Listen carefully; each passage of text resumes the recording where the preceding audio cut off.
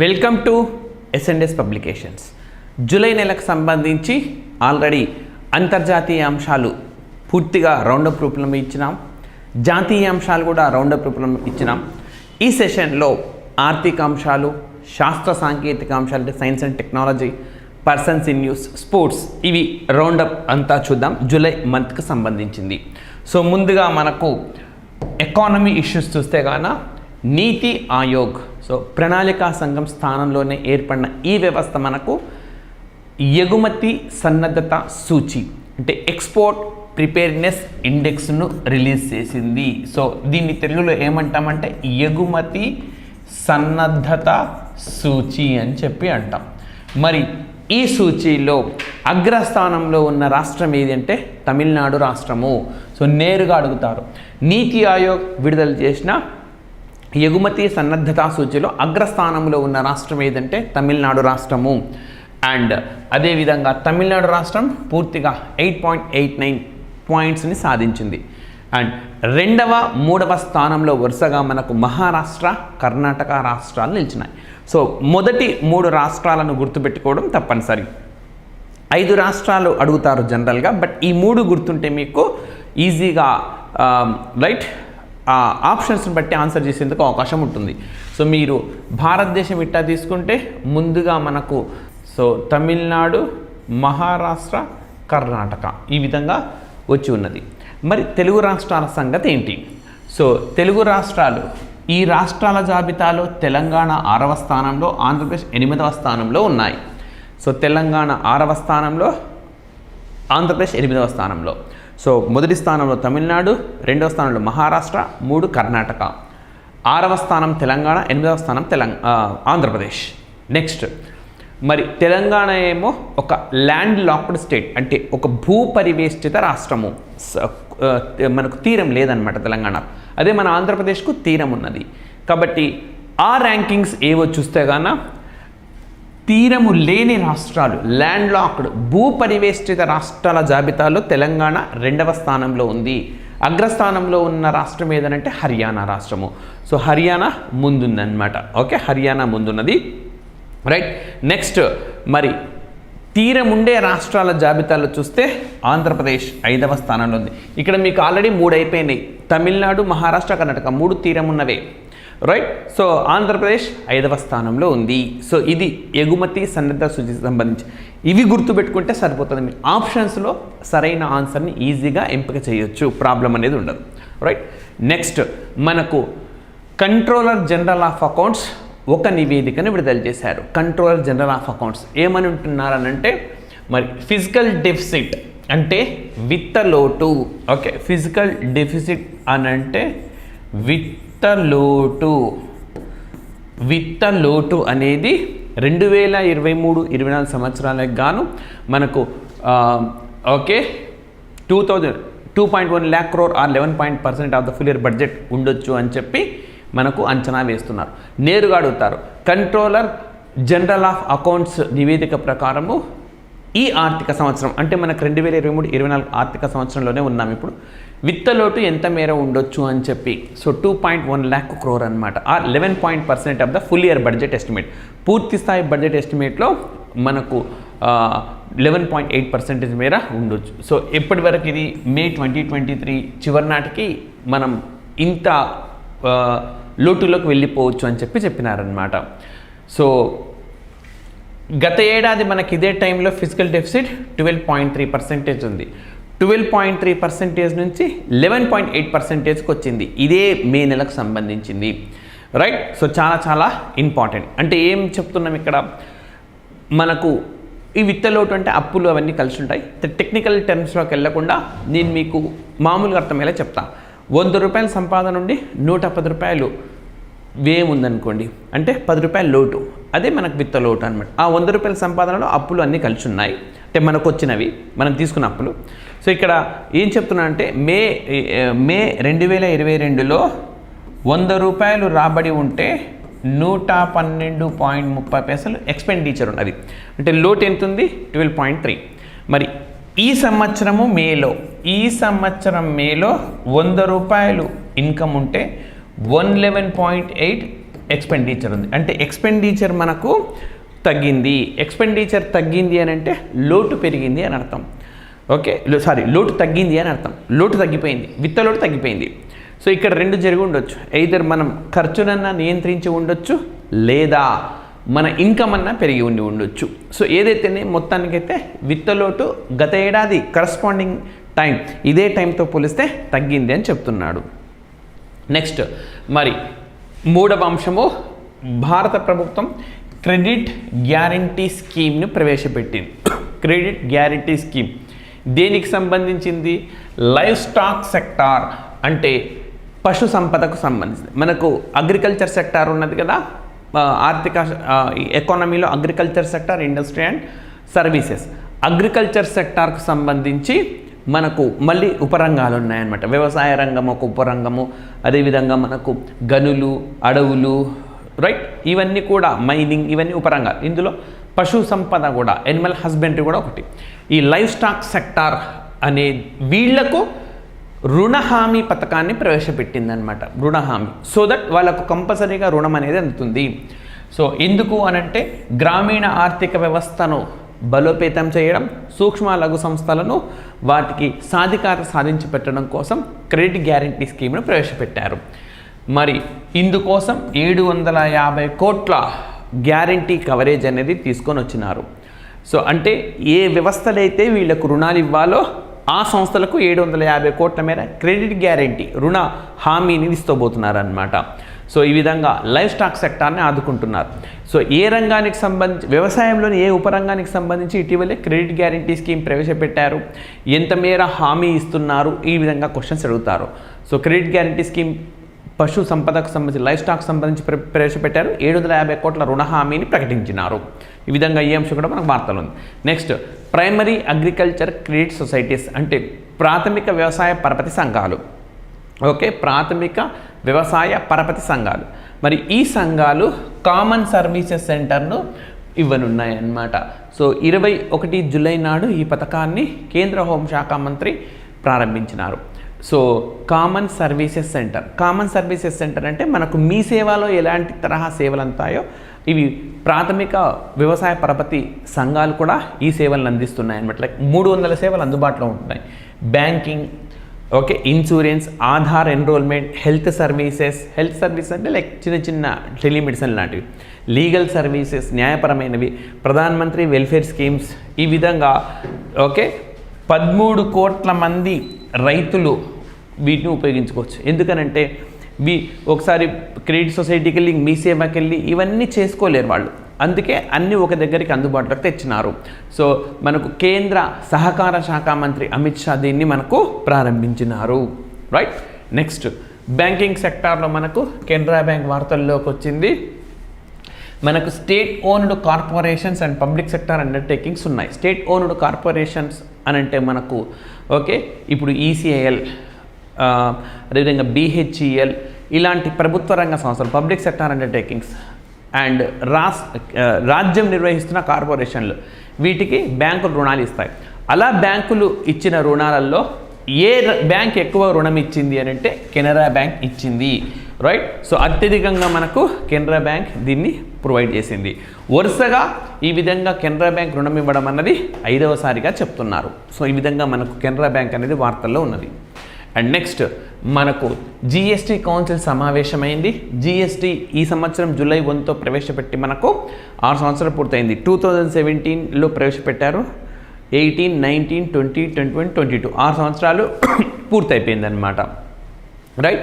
మరి కొన్నింటిని GST పరిధిలోంచి తీసేశారు. అదేవిధంగా ఎలక్ట్రానిక్స్ ఐటమ్స్ వీటిపైన ట్యాక్స్ను తగ్గించినారు. ఎట్ ద సేమ్ టైం మనకు క్యాన్సర్ బాధితులు ఎవరైతే ఉంటారో వాళ్లకు లైఫ్ అండ్ డెత్ సమస్య, అది ఆ రోగం అన్నది, వాళ్ళు వినియోగించే ఔషధాలపైన మరి ఈ GSTని పూర్తిగా తొలగించినారన్నమాట. ఓకే. అదేవిధంగా మనకు చికిత్సకు కానీ వైద్యానికి ఉపయోగపడే ఆహార పదార్థాలు ఏవైతే ఉంటాయో వాటికి సంబంధించి కూడా GST నుంచి తొలగించినారు. అంటే GST వాటిపై విధించరు. సో ఈ విధంగా మనకు GST కౌన్సిల్ ఇటీవల ఏ నిర్ణయం తీసుకుందంటే ఎలక్ట్రానిక్ ఐటమ్స్ లైక్ టీవీలు కానీ వీటన్నిటిపైన కూడా GSTని భారీ ఎత్తున తగ్గించింది. ఆ విధంగా వార్తల్లో ఉన్నది. And next, ONGC oil and natural gas and corporation, ONGC central public sector unit, ఇది ఎందుకు వార్తల్లో ఉందంటే like anti bribery management system సర్టిఫికేట్ను పొందింది, రైట్. సో మనకు యుఎస్ఏకి చెందిన ఇంటర్సెర్ట్ అనే సంస్థ మరి ఏ వ్యవస్థల్లో పారదర్శకత ఎక్కువగా ఉన్నది, అవినీతి తక్కువ ఉన్నది, ఇవన్నీ పరిశీలించిస్తారనమాట. సో ఈ సర్టిఫికేట్ను మనకు పొందిన భారతదేశం మొట్టమొదటి కేంద్ర ప్రభుత్వ రంగ సంస్థ సెంట్రల్ పబ్లిక్ సెక్టార్ ఎంటర్ప్రైజ్ ఏది అని అంటే ఓఎన్జీసీ అని చెప్పుకోవాల్సి ఉంటుంది, రైట్. సో ఇవి మనకు ఆర్థిక అంశాలు. నెక్స్ట్ శాస్త్ర సాంకేతిక అంశాలు చూస్తే కాను చంద్రయాన్ 3. సో చంద్రయాన్ 3ని జూలై 14వ తేదీన విజయవంతంగా మనకు శ్రీహరికోటలోని సతీష్ ధావన్ స్పేస్ సెంటర్ నుంచి ప్రారంభించినారు. మరి దీన్ని లాంచ్ వెహికల్ మాక్ 3, ఓకే, LVM-3 అని చెప్తాం, దీన్ని వినియోగించి ప్రయోగించినారు. అండ్ ఓకే ఆగస్ట్ 23న సుమారుగా సాయంత్రం 6:04 ఇది ఓకే అక్కడ ల్యాండ్ అవుతుందన్నమాట. సో విక్రమ్ అని చెప్పి మనకు ఓకే ల్యాండర్ ఉంటుంది. అండ్ ఓకే ప్రజ్ఞాన్ అని చెప్పి రోవర్గా మనం చెప్పుకోవచ్చు. మరి ఈ చంద్రయాన్ 3ని చంద్రుడి పైన దక్షిణార్ధ భాగంలో ఓకే సదరన్ హెమిస్ఫియర్లో చంద్రుడి పైన దక్షిణార్ధ భాగంలో ప్రవేశపెట్టనున్నారు. విజయవంతంగా దీన్ని గాన భారతదేశం దక్షిణార్ధ గోళంలో దింపగలిగితే మరి ఈ ఘనత సాధించిన ప్రపంచపు మొట్టమొదటి దేశం కానున్నది. అయితే మరి చంద్రుడిపై కాలు మోపిన దేశాల్లో మాత్రం భారతదేశము 4వ స్థానంలో ఉండనున్నది. సో ఎందుకంటే యుఎస్ఏ, సోవియట్ రష్యా, అదేవిధంగా చైనాలు ఆల్రెడీ ఈ ఘనత సాధించుకున్నాయి. ఓవరాల్గా చంద్రుడిపై కాలు మోపునంటే మనిషి కాదు. సో ఈ విధంగా ఓకే రోవర్ను ల్యాండ్ చేయనున్న 4వ దేశంగా భారతదేశం చరిత్ర సృష్టించనున్నది. And at the same time దక్షిణార్ధ గోళంలో లైక్ రోవర్ని ప్రవేశపెట్టనున్న ప్రపంచపు తొలి దేశంగా ఒక క్రెడిట్ను కూడా సొంతం చేసుకుంటుంది. సో ఆల్రెడీ చంద్రయాన్ 2 వైఫల్యం చెందింది. సో వైఫల్యం 100% వైఫల్యం కాదు అది. సో కొంతమేర సక్సెస్ అయినా చివరిలో ల్యాండింగ్ క్రాష్ అయినందు మూలంగా ఇబ్బందులు ఎదుర్కొంది. అయితే ఇలాంటి ఇప్పుడు జరగబోయే ఎక్స్పెరిమెంట్లో ఇలాంటి పొరపాట్లు ఏవికి తావివ్వకుండా పటిష్టంగా అన్ని రకాల అంశాలను బేరీజ్ వేసి ఇస్రో ఈ ప్రయోగాన్ని చేపట్టింది. 41 రోజుల పాటు ఇది మనకు దీన్ని జూలై 14 నాడు ప్రయోగించినారు కదా. 41 రోజుల పాటు ప్రయాణించి చంద్రుడిపై దిగుతుందన్నమాట. 41 రోజుల పాటు ఎందుకు ప్రయాణం అంటే ముందుగా చంద్రుడి కక్షలోకి ఎంటర్ కావడం, ఇట్లా ఒక్కొక్క కక్ష తగ్గించుకుంటూ రావడము, ఇవన్నీ ప్రక్రియలు పూర్తయి చివరికి మనకు 6/4 ఎగ్జాక్ట్గా ఆగస్టు 23 నాడు ల్యాండ్ కాబోతుంది. సో చాలా ఇంపార్టెంట్. ఎక్కడి నుంచి అయినా మనకు క్వశ్చన్ అడిగే అవకాశం ఉన్నది ఈ పర్టికులర్ టాపిక్లో. అండ్ నెక్స్ట్ మరి భారత అంతరిక్ష పరిశోధన సంస్థ ఈ SSLV అనేది అయితే మనకు లాంచ్ వెహికల్ ఉన్నదో దీన్ని పూర్తిగా ప్రైవేట్ రంగానికి బదిలీ చేయాలని చెప్పి నిర్ణయించింది. సో కేవలం మ్యానుఫ్యాక్చరింగ్ మాత్రమే కాదు, గతంలో తయారీ అంశాలు మాత్రమే చేసేవాళ్ళు, ఇప్పుడు దీనికి సంబంధించిన అన్ని తరహా అంశాలను కూడా బదిలీ చేశారు. సో శాటిలైట్ లాంచ్ వెహికల్ అన్నమాట ఇది, రైట్. అండ్ నెక్స్ట్ మరి PSLV C-56 రాకెట్ను ఉపయోగించి ఇస్రో మనకు 7 ఉపగ్రహాలను కక్షలోకి ప్రవేశపెట్టింది. దీనిలో సింగపూర్కు చెందిన DSR అనే శాటిలైట్ కూడా ఉన్నది. 6 కో-ప్యాసింజర్స్ అనమాట మొత్తం కలిపి. సో జూలై 30వ తేదీన శ్రీహరికోట నుంచి దీన్ని విజయవంతంగా ప్రయోగించినారు. SDSC అంటే సతీష్ ధావన్ స్పేస్ సెంటర్గా చెప్పుకోవచ్చు. ఈ విధంగా మనకు ఈ ప్రయోగం కూడా జరిగింది. అంటే మనకు జూలై నెలలో ముఖ్యంగా 2 చెప్పుకోదగ్గ ప్రయోగాలు ఉన్నాయి. చంద్రయాన్ 3 ఒకటి అండ్ ఇది ఒకటి అనమాట. సో చంద్రయాన్ 1 2008లోనే చేపట్టింది. చంద్రయాన్ 1 విజయవంతమైందనమాట. భారత 2003లోనే చంద్రయాన్ ప్రయోగానికి సంబంధించి నాటి భారత ప్రధానమంత్రి అటల్ బిహారీ వాజ్పేయి తన ఇండిపెండెన్స్ డే ప్రసంగంలో పేర్కొన్నారు. ఇంకా తర్వాత 2008లో సక్సెస్ అయింది. 2019లో చేపట్టిన చంద్రయాన్ 2 అది క్రాష్ అయిపోయినది. ఇప్పుడు చంద్రయాన్ 3 విజయవంతంగా అయితే ప్రయోగించాం, అది ల్యాండ్ అయినాక మరి విజయవంతమవుతుందో చూడాలి. సో ఇది ఓకే మనకు అంశము. నెక్స్ట్ మనకు క్రీడాంశాలు కానీ చూస్తే అంతర్జాతీయ క్రీడా మండలి ఇంటర్నేషనల్ క్రికెట్ కౌన్సిల్ ఒక కీలకమైన నిర్ణయం తీసుకున్నది. ఏంటి ఆ కీలకమైన నిర్ణయము అని అంటే స్త్రీ పురుష క్రికెటర్లకు సేమ్ కైండ్ ఆఫ్ పేమెంట్ ఇవ్వాలి అని చెప్పి నిర్ణయించింది. సో అంటే లింగ సమానత్వం సాధించడంలో లింగ సమానత్వం సాధించడంలో ఇది మరొక ముందడుగుగా మనం చెప్పుకోవచ్చు. సుస్థిరాభివృద్ధి లక్ష్యాలు కూడా మనకు లింగ సమానత్వాన్ని సాధించాలి అని చెప్తున్నాయి అన్ని రంగాల్లో కూడా. అందులో భాగంగానే ఈ నిర్ణయం తీసుకుంది. సౌత్ ఆఫ్రికాలో డర్బన్లో జరిగిన సమావేశంలో ఐసీసీ ఈ మేరకు ప్రకటన చేసింది. ఏమని ఉమెన్ అండ్ మెన్ క్రికెటర్స్కు ప్రైజ్ మనీ అనేది సమానంగా ఉంటుంది. ఇప్పుడైతే ఉమెన్కి తక్కువ ఉన్నది, బట్ ఇక్కడి నుంచి జరగబోయే అన్ని రకాల క్రీడా పోటీల్లో ఇది అమలు కానుంది. అండ్ నెక్స్ట్ అదేవిధంగా మరి BCCI board of control of cricket in India, right, board of cricket control in India, యాక్చువల్గా board of cricket control in India మరి ప్రపంచంలోనే అత్యంత బాగా రిచెస్ట్ క్రికెట్ బాడీ ఇది. ప్రపంచంలోనే అతిపెద్ద రిచెస్ట్ క్రికెట్ బాడీ. సో మరి దీనికి అజిత్ అగార్కర్ చైర్మన్గా నియామకమైన సెలక్షన్ కమిటీకి సంబంధించి ఎవరు అంటే సీనియర్ అంటే భారత జట్టు ఎంపిక కమిటీకి ఇప్పుడు ఎవరి నేతృత్వం వహించున్నారంటే Ajit Agarkar. So fast bowler ఇతను ఆడే వేళలో బాగా సుకుమారుడుగా చెప్పేవారు అనమాట. అంటే ప్రతి ఆల్టర్నేట్ 2-3 మ్యాచ్లకు ఒకసారి గాయాల పాలై ఆయన పాల్గొనేవారు కాదు. ఈ విధంగా అజిత్ అగార్కర్ ఈయన బ్యాట్స్మెన్గా కూడా కొన్ని సందర్భాల్లో ఆల్రౌండర్గా కూడా రాణించినారు. అండ్ నెక్స్ట్ అదేవిధంగా ఇండియన్ మెన్స్ ఫుట్బాల్ టీం మనకు SAFF ఛాంపియన్షిప్ను గెలుచుకుంది. So south Asian football championship ఇది మీరు ఏం నేర్చుకోండి అని అంటే ఇండియా విజయం సాధించింది, ఫైనల్లో కువైట్ను ఓడించింది, దట్స్ ఇట్. ఇంకా మిగతా పెద్ద ఫోకస్ చేయకండి. సో ఇండియా విజయం సాధించింది, చివరిలో కువైట్ను ఓడించింది. సో రైట్, మొత్తం ఇప్పటివరకు ఇది 14 సార్లు ఈ పోటీ జరిగితే భారత్ 9 సార్లు విజయం సాధించింది.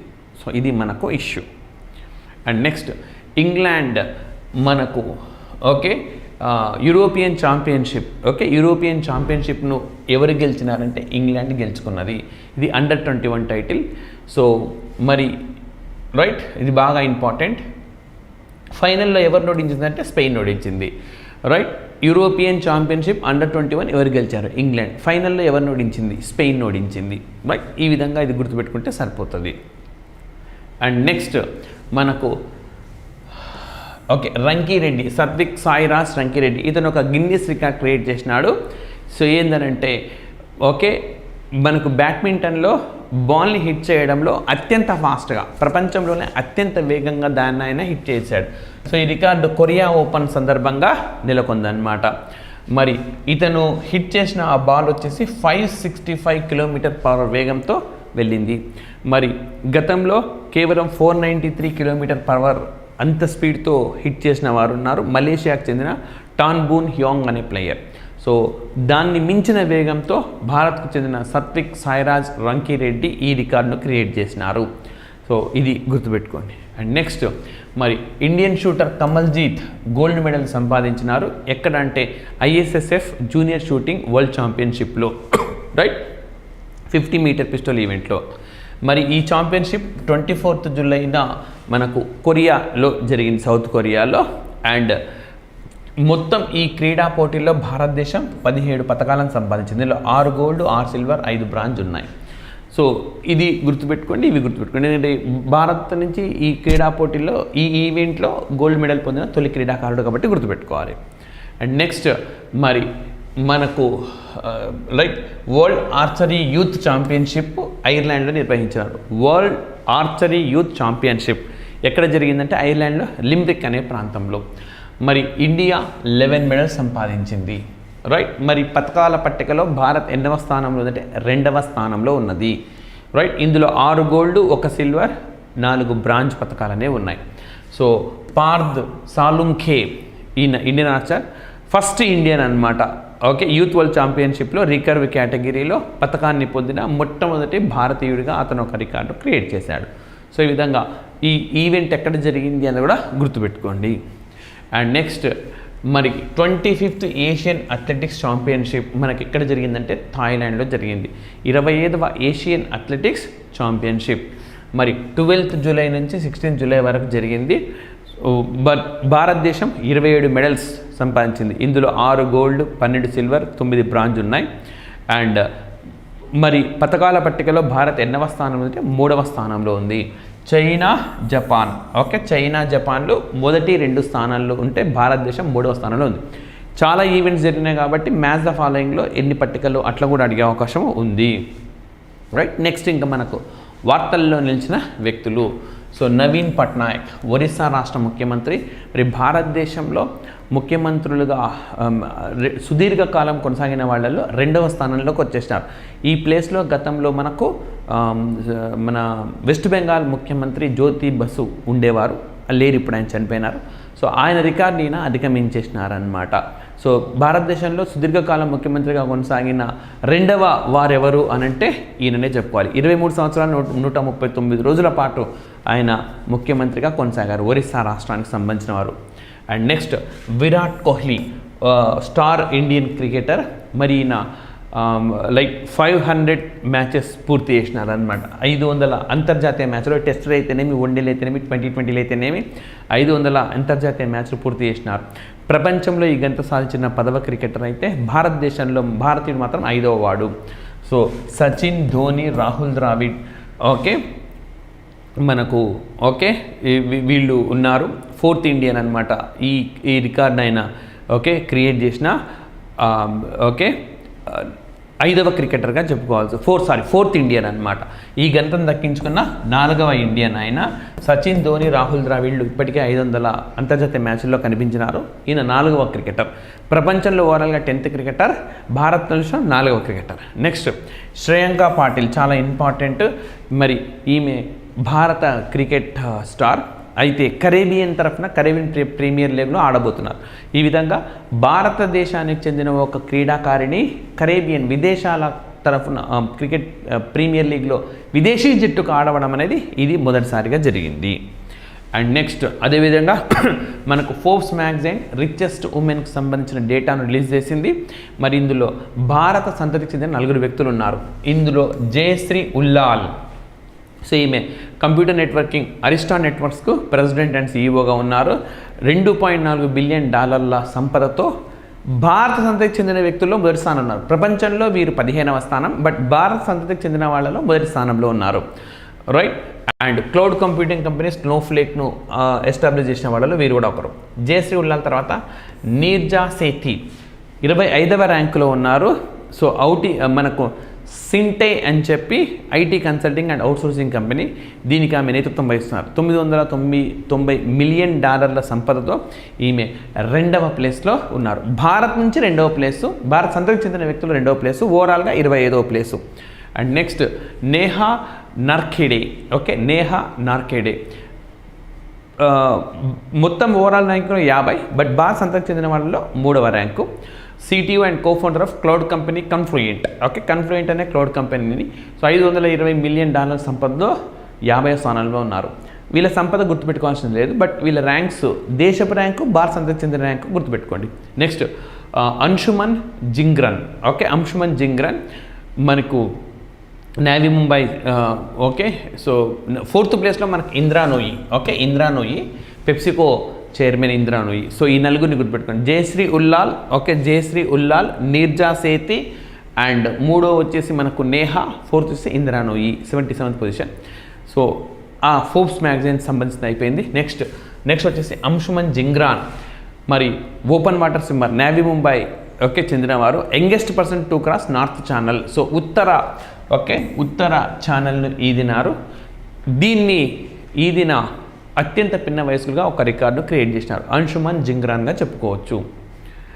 అండ్ నెక్స్ట్ అపాయింట్మెంట్స్ చూస్తే తుషార్ మెహతా సో ఈయనను సాలిసిటర్ జనరల్ ఆఫ్ ఇండియాగా ఈయన పదవీ కాలం ముగిసింది, కాకపోతే పొడిగించినారనమాట. ఈ సాలిసిటర్ జనరల్ అనేది మనకు రాజ్యాంగబద్ధ పదవి కాదు, ఇది ఒక చట్టబద్ధమైన పదవి మాత్రమే.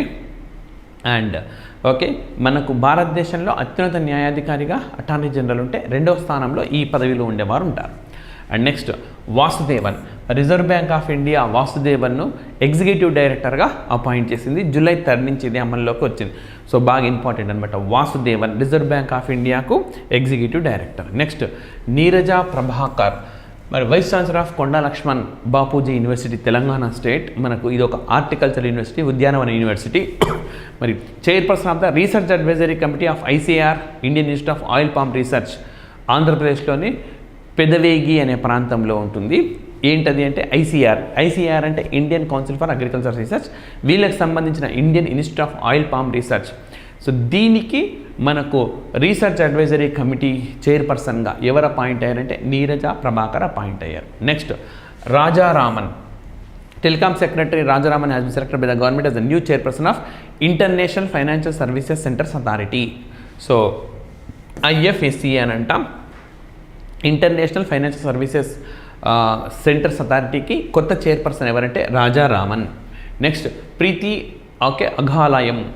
సో ఈమె ఐఐటి మద్రాస్, మనకు ఐఐటి మద్రాస్ ఎక్కడ ఓపెన్ చేయబోతున్నారంటే జంజిబార్ అని చెప్పి టాంజానియాలో. ఇటీవలే మనకు విదేశాంగ శాఖ మంత్రి జయశంకర్ గారు టాంజానియాని పర్యటించారు. ఈ సందర్భంగా మనకి ఒప్పందం కుదిరింది. జంజిబార్ అనే ప్రాంతంలో ఓపెన్ చేయబోతున్నారు. దీనికి నేతృత్వం వహించనున్న మహిళ ఈమె. అండ్ ఐఐటీలకు నేతృత్వం వహించనున్న మొట్టమొదటి మహిళ. సో ఐఐటీలు భారతదేశం స్వాతంత్రం వచ్చిన కొత్తలోనే ఏర్పాటైనాయి అన్నమాట మనకు. సో అప్పటి నుంచి ఇప్పటిదాకా ఒక్క మహిళ కూడా వీటికి నేతృత్వం వహించలేదు. ఆ గంధం తగ్గించుకొని ఉన్న తొలి వ్యక్తి ఎవరంటే ప్రీతి అఘాలయం అని చెప్పి. సో మరి ఎక్కడంటే ఈ టాంజానియాలోని ఐఐటి క్యాంపస్కి ఆమె లీడ్ చేయబోతున్నారు. And next Shamina Singh. So అమెరికాలో భారత సంతతికి చెందిన వ్యక్తులు కీలకమైన రోల్స్లో ప్లే చేస్తున్న సంగతి తెలిసిందే. సో అందులో భాగంగా మరొకరు Indo US business leader Shamina Singh. So వీరు ప్రెసిడెంట్ ఎక్స్పోర్ట్ కౌన్సిల్, ఇది నేషనల్ అడ్వైజరీ బాడీ, దానికి member of president export council అనమాట. అంటే ప్రధానమంత్రి ఎగుమతులకు సంబంధించిన మండలి, అధ్యక్షుడికి సంబంధించిన ఒక ఎగుమతి మండలి ఉంటుంది. దానిలో సభ్యత్వాన్ని ఇచ్చినారు. ఈ గంధం దక్కించుకున్న తొలి భారత సంతతికి చెందిన మహిళ ఎవరంటే షమినా సింగ్. అండ్ నెక్స్ట్ రాకేష్ పాల్, మరి Indian coast guard 25th director జనరల్గా ఎవరు అపాయింట్ అయ్యారంటే Rakesh Pal. So Indian coast guard తీర రక్షక దళం ఇది, దీనికి డైరెక్టర్ జనరల్. ఈ పదవిని చేపట్టిన 25వ వాడు ఆయన. Next Manoj Yadava. So senior IPS police officer from Haryana cadre.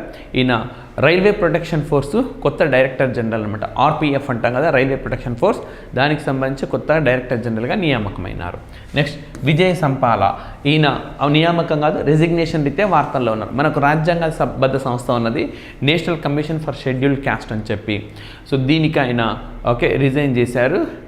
So ఇది షెడ్యూల్ ట్రైబ్స్ అనుకుంటాను. NCSTకి ఆయన రాజీనామా చేశారు. ఒకసారి చెక్ చేయండి. I will give clarity in the Monday class. రేపు క్లాస్లో ఇస్తాను. నాకు గుర్తున్నంత మేరకు ఇది షెడ్యూల్డ్ ట్రైబ్స్కి సంబంధించిన పోస్ట్ నుంచి నేను రిజైన్ చేశారు. బట్ డెఫినెట్గా మండే నేను క్లారిటీ ఇస్తాను దీనికి సంబంధించింది. మీరు కూడా ఒకసారి చెక్ చేయండి దయచేసి. విజయ్ సంపాల్ ఇది ఒక రాజ్యాంగబద్ధ సంస్థ. ఆర్టికల్ 338లో మనకు national commission for SC, 338A మనకు నేషనల్ కమిషన్ ఫర్ ఎస్టీని పేర్కొన్నారు. బీజేపీ లీడర్ అయినా. సో అంటే పార్టీ పరంగా సంస్థాగతమైన పదవులు ఇవ్వడం కోసం, అంటే పార్టీపరమైన పదవుల్లో ఆయన కీలక పాత్ర పోషించాలని చెప్పి ఆయన రిజైన్ చేయించారు. అండ్ నెక్స్ట్ అవార్డ్స్ చూస్తే కానీ మనకు మైకేల్ రోజెన్, మనకు British children writer Michael Rosen PEN Pinter prize award కొట్టారు 2023. సో 2009 నుంచి అవార్డులు అనేవి ఇస్తున్నారు. మరి ఇంగ్లీష్లో రాసే వాళ్ళకున్న Nobel laureate playwright Harold Pinter దీన్ని ఎస్టాబ్లిష్ చేశారు 2009లో ఈ అవార్డు ఆయన తీసుకొచ్చారు. నెక్స్ట్ మోక్షా రాయ్. సో 7 ఏళ్ల బాలిక 7-year-old గర్ల్. మరి United nations sustainability initiative against microplastic చేపట్టింది. అంటే ప్లాస్టిక్ వ్యతిరేకంగా చిన్న వయసులోనే ఉద్యమాన్ని చేపట్టింది అనమాట, 3 సంవత్సరాలు ఉన్నప్పుడే.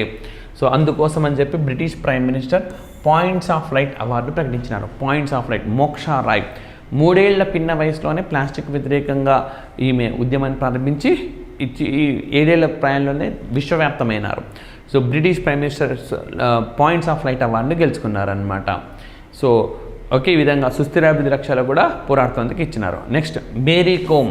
సో మరి భారతదేశం తరఫున ఒలింపిక్స్లో బంగారు పథకాన్ని బాక్సింగ్లో తీసుకొని వచ్చిన తొలి మహిళా క్రీడాకారిణి, రాజ్యసభ సభ్యత్వాన్ని కూడా కలిగి ఉన్నారు. మరి వీరికి యూకే ఇండియా అవార్డ్స్లో భాగంగా గ్లోబల్ ఇండియన్ ఐకాన్ అవార్డు వచ్చింది. గ్లోబల్ ఇండియన్ ఐకాన్ అవార్డ్ ఎక్కడిచ్చారంటే ఇంగ్లాండ్లో విండ్సర్ అనే ప్రాంతంలో.